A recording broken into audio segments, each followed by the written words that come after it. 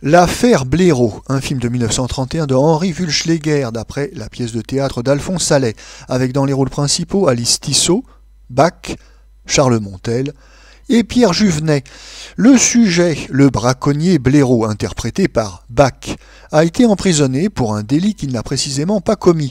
Un avocat ambitieux s'avise de réhabiliter et de glorifier le philosophe Blaireau. Mais une fois libéré, celui-ci démolit en quelques heures son prestige si laborieusement édifié par son libérateur.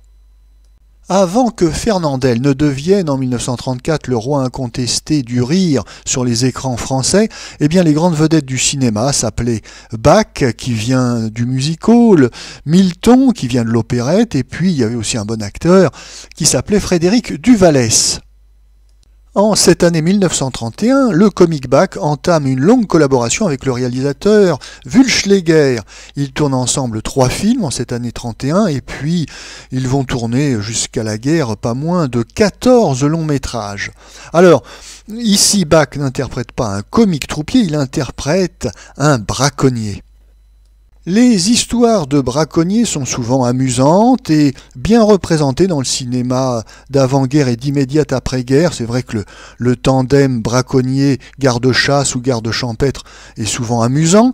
Alors, en 1932, il y a Morin des Morts. En 1938, on se souvient de Fernandel et Noël Roquevert dans Barnabé. Plus sérieusement, il y a une histoire de garde-chasse qui finit mal dans La règle du jeu en 1939. On a également, dans l'immédiate après-guerre, Raboliau en 1945, puis La Poison en 1951 avec Michel Simon. Et on peut dire que ce genre particulier de comique champêtre va se terminer en 1958 avec Ni vu ni connu, où le braconnier est interprété par Louis de Funès. Mais pour en revenir à l'affaire Blaireau, on peut dire que, comme dans tous les films de Wulschläger avec le comique Bach, eh bien, il s'agit de films tout public, avec un humour bon enfant, où Bach pousse la chansonnette. C'est un film de divertissement populaire sans ambition, mais plutôt bien réalisé, et qui répond aux attentes du plus large public.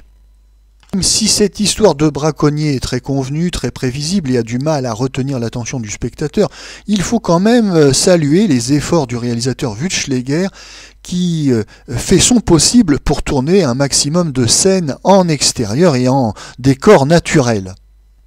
Bien sûr, c'est le moins qu'on puisse attendre d'un film dont l'histoire se passe dans des forêts, des sous-bois, etc. Mais en 1931, il est très difficile en réalité de tourner en extérieur. Le matériel est lourd, peu maniable, la captation sonore est très difficile. C'est la raison pour laquelle on tourne quasi systématiquement en studio et avec une mise en scène très statique, où les acteurs parlent à tour de rôle, raides comme des balais devant un micro.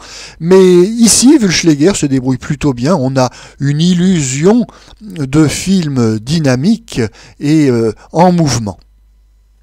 Pour terminer, on notera que, comme le cinéma est également un business, eh bien ce film de 1931 va avoir une seconde vie en 1939, car Wulschläger va faire une sorte de compilation de plusieurs films qu'il a tournés avec Bach, et on va retrouver donc des larges extraits de l'affaire Blaireau dans un nouveau film, donc qui n'en est pas un, qui sort en 1939 et qui s'appelle Bach en correctionnel.